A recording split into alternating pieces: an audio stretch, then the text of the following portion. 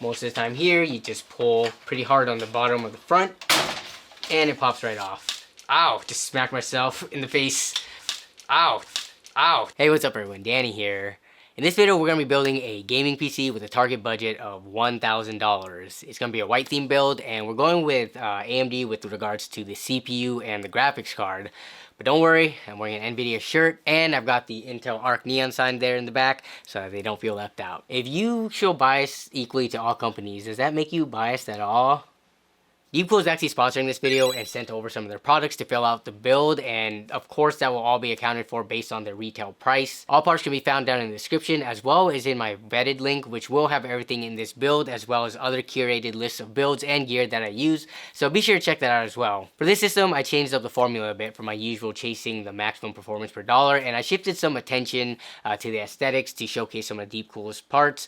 So some of the money allocated will be towards things that don't necessarily give you like huge performance uplifts, but overall I think this ends up being a great PC given the end cost. And of course, when we talk about the summary of parts and prices later on in the video, I'll show you what it could look like for people who are on a smaller budget and, you know, don't have stuff to spend on the extras and the aesthetics.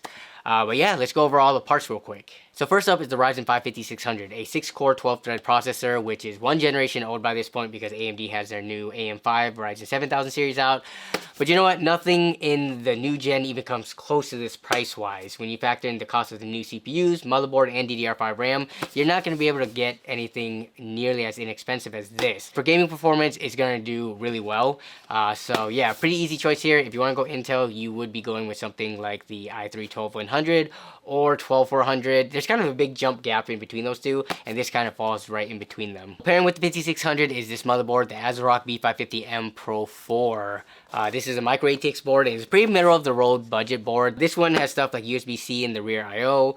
It has a pretty big heatsink on the VRMs. It has a heatsink shield for the M.2. I do want to note that everything in this build, all these parts are brand new except for this board. This I got from Amazon in like new condition, so not brand new but good condition for only 85 bucks. Amazon has a ton of hidden gems when it comes to discounts on used motherboards, so definitely keep an eye out and look for like the used section of it before spending the full price on the item. For the graphics card, I went with this RX 6650 XT. This is gonna be pretty much the best value graphics card that you can get in its segment right now. It's priced around $280 very consistently. Sometimes there's more discount codes, mail-in rebates to bring it down lower. It's just a lot of value in AMD right now, especially in kind of like the mid-range market. For memory, we've got one of my budget favorites, the Team Group T-Force Delta RGBs in white. We've got 32 gigabytes here at 3600 CL18. Some may say that, you know, 32 gigabytes is overkill, but man, RAM is so dirt cheap right now. This was 80 bucks, so why not?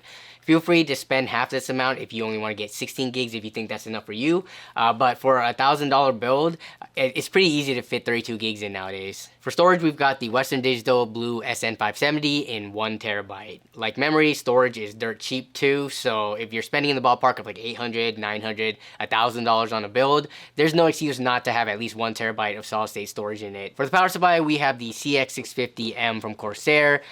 This is 650 watt. This is tier C on the PSU tier list, which is perfectly fine for me. Tier C and above, I'm good with. I'm not like a super snob about getting only tier Bs and tier A. But yeah, power supply prices just kind of suck right now. Most of the stuff that you find that's tier C around 600 watts is going to be about 80 bucks on Newegg and Amazon. Sometimes you might find a better sale. So yeah, just be flexible with the power supply. Next we have the case, which I should probably unbox this thing right now. Give me a second. This is the CH370 from Deepcool. It is a micro ATX case. This is my first time building this case, so I'm pretty excited to check it out. This is priced really well. I often am seeing this down to 60 bucks on sites like Amazon and Newegg. When you're talking about a $60 case, to be honest, your expectations should be pretty low because this is the budget segment where a lot of companies cut corners. But I can already tell the build quality in this case is a lot higher than a lot of other manufacturers out there. And this isn't just because Deepcool sent me this. You know, normally these cheap budget cases have like 4 thumb screws through drilled holes on the glass, so it's super annoying to remove. Not only is there not 4 thumb screws through the glass, there is only 1 in the back here, and this is magnetic. This is a magnetic panel with only 1 screw here. So just things like that is what makes a budget case stand out well above the rest. Next is this cooler right here, which is relatively newer from Deepcool. This is their LT720 white. This is a 360 millimeter AIO. Now, you may think it's overkill because, you know, we're pairing it with the Ryzen 5, and you're right.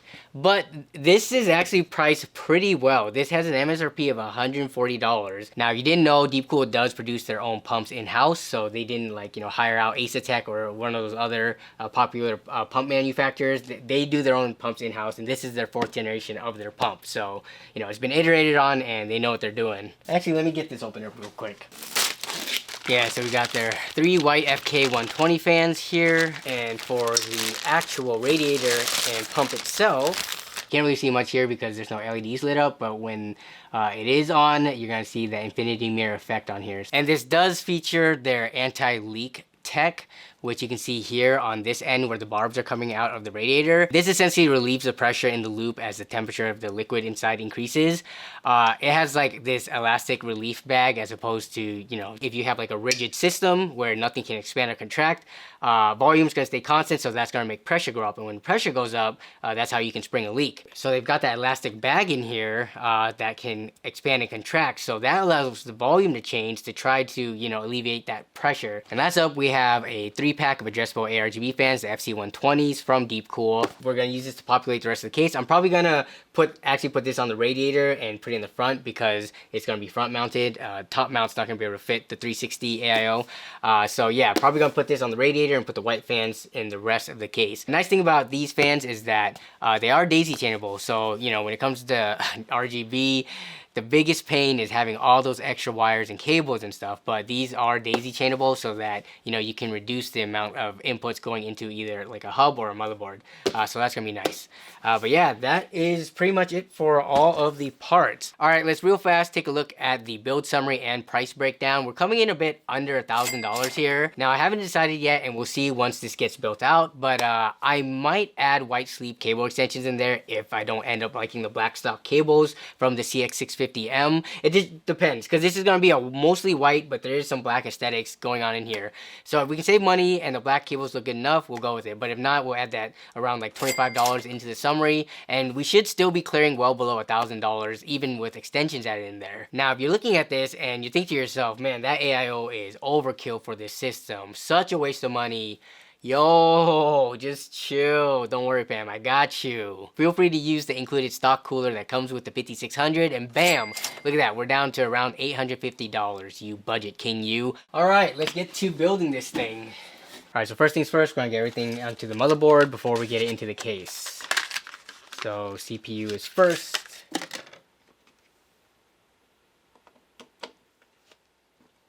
Get our SSD in here.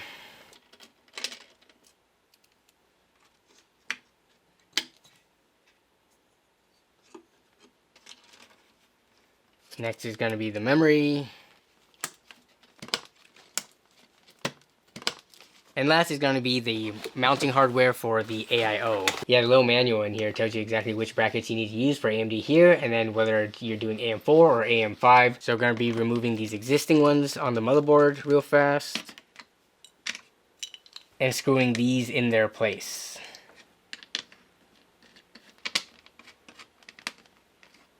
Next, we need to put the pieces onto the pump block itself so that it can be mounted into those standoffs.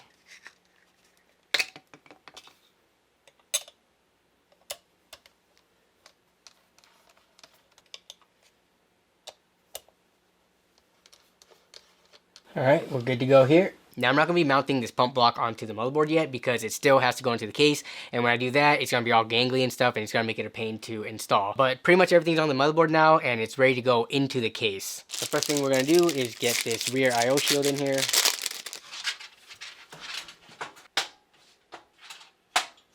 Next, we're going to check to make sure all the motherboard standoffs are in the case ready to go, because sometimes the cases don't populate all of them.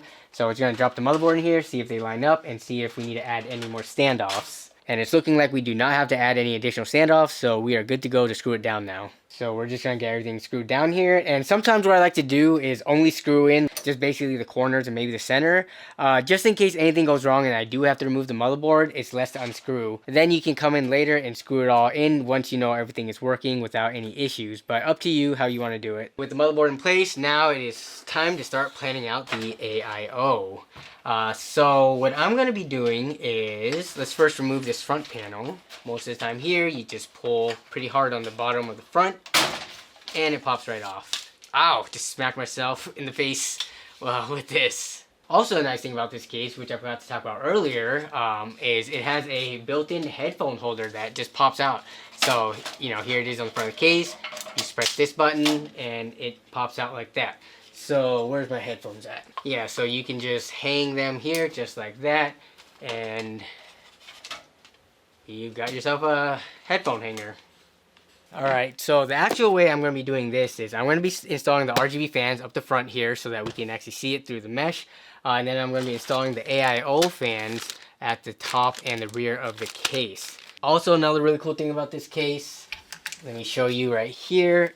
They have a graphics card, basically like a SAG bracket, built into the case. This is a $60 budget case, y'all. We've got features like magnetic single screw attachment of the tempered glass panel. We've got things like this built in here. Other companies really need to step up on their budget cases, man. Stop trying to cut all the costs.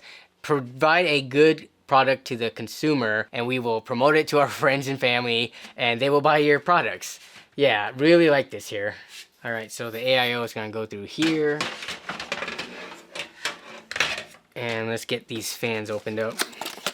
Yeah, so the nice thing about these fans is that it does have the ability to daisy chain, so they could all work with one another and reduce your cable clutter. See? Just like that.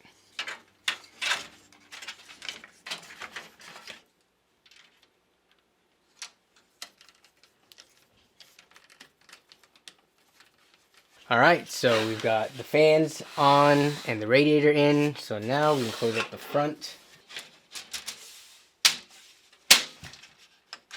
And then the pump lock can go on. And the pump cover does come off so that you could reach your screws.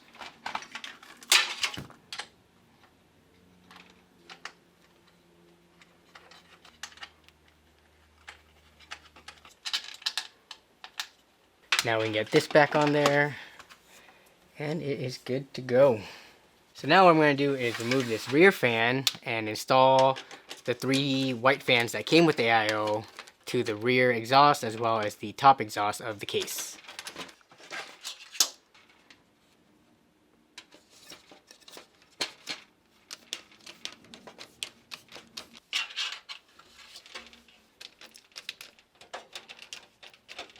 Because it's a 360 AIO and how tall it is and how much space it takes in front of the case, the barbs are actually coming out too close to the top where I can't get the front top fan in there. You can kind of see it up here. So yeah, that's definitely not going to fit, but I think that's going to be okay. We can just leave one of these fans out. Alright, so next is the power supply, which to be honest, this could have gone in a lot earlier into the system, but sometimes I put it in early, sometimes I put it in late. I don't really follow any particular build sequence. I just kind of build and put things in as they make sense. Now, speaking of which, I guess I can connect the front connectors too while I have the power supply out. So I can get all the stuff down here in the bottom before the power supply kind of gets in the way. These are going to be things like the USB 3.0 connector, HD audio, and the USB 2.0. Alright, power supply going in. The fan is going to be facing down because there is a mesh portion down here, so it does get ventilation.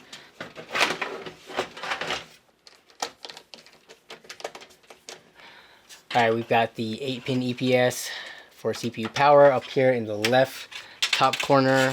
We've got our 24-pin ATX. And then we've got the PCIe power for the graphics card coming to the bottom. Speaking of which, removing the top 2 brackets here. And then it just slots in just like that. So we actually don't even need to use the VGA bracket because this is like a reasonably sized card. It ends right here. The bracket actually attaches to the case way over here. So this is like if you had a super long card that pretty much goes all the way up to the radiator, then you would use this. So don't need it here. But let's get connected and see how it looks.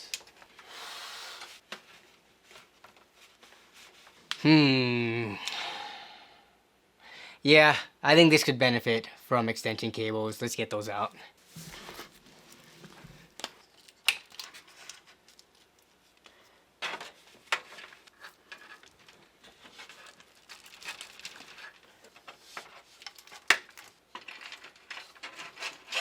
Alright, got the extensions in there, looking nice, and that's pretty much going to be it for the front side. So now we come to the back side, which honestly doesn't look too bad because of the reduction in like the RGB cables and things like that.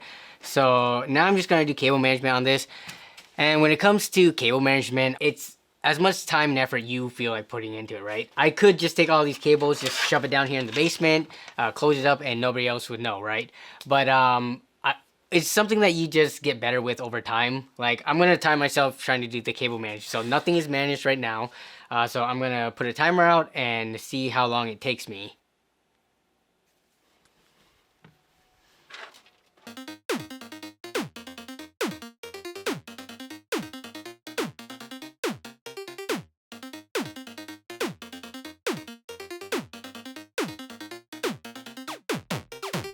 All right. That's pretty much it. How long did that take? About 7.5 minutes or so. And you know, it's going to depend, varying from build to build, depending on how much extra stuff you have in here, how much RGB, how much experience you have. But yeah, I mean, looks pretty clean, right? There's always going to be some degree of shoving things into the power supply basement just because that's where the most room is going to be. But yeah, I mean, it didn't even take that long to do. So now, I guess, is the moment of truth. Turning this thing on. Get this plugged in here. Flip the switch. And then the power button.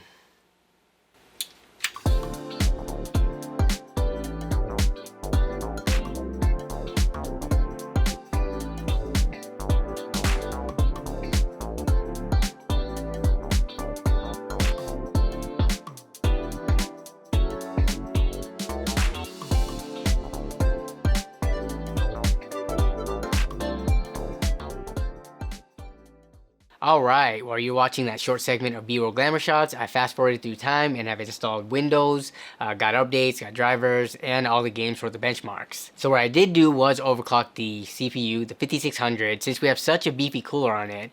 So let's put that cooler to use and let's see what an overclock does to it. So on the screen, I'll show all the overclocks that I did get as well as any other relevant settings. And yeah, during the benchmarks, I will show the stock CPU results on the left side of the screen and the overclock CPU results on the right side of the screen so that you can see and have a side-by-side comparison of all the metrics on the overlay. So yeah, sit back, relax, and enjoy the benchmarks.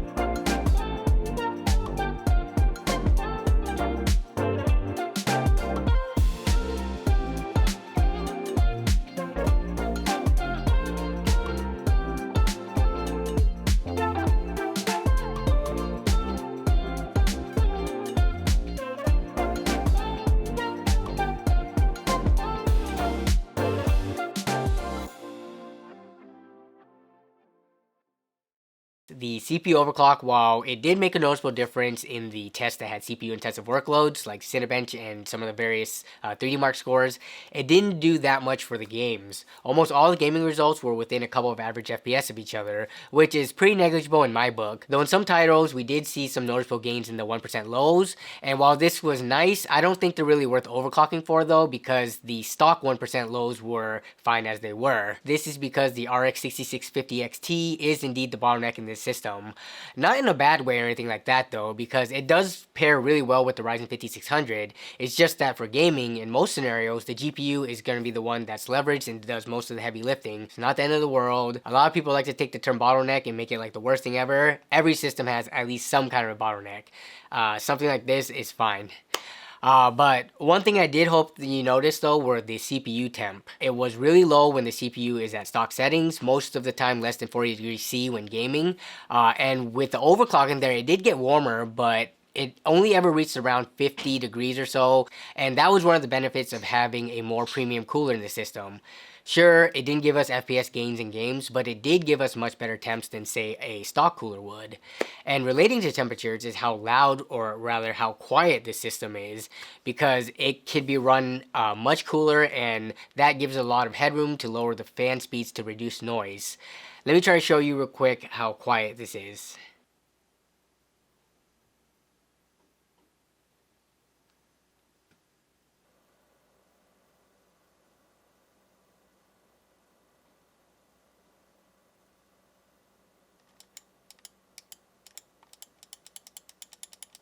Pretty freaking quiet. But alright, that wraps it up for this video. Hope you all enjoyed and found this either useful or entertaining in one way or another. Let me know down in the comments below what you think of the build overall. And I'm very curious how many of you out there have big coolers or AIOs that could be considered a bit overkill for the CPU that you have in your system. And if so, why? Is it for the better thermal performance, acoustic reasons, aesthetics, maybe something else? Look forward to reading your responses below. Thank you all as always for watching and for continuing to support the channel. Big thanks to the channel members for their above and beyond support. Be safe out there, and I will see you all down in the comments as well as the next stream and or video. Bye.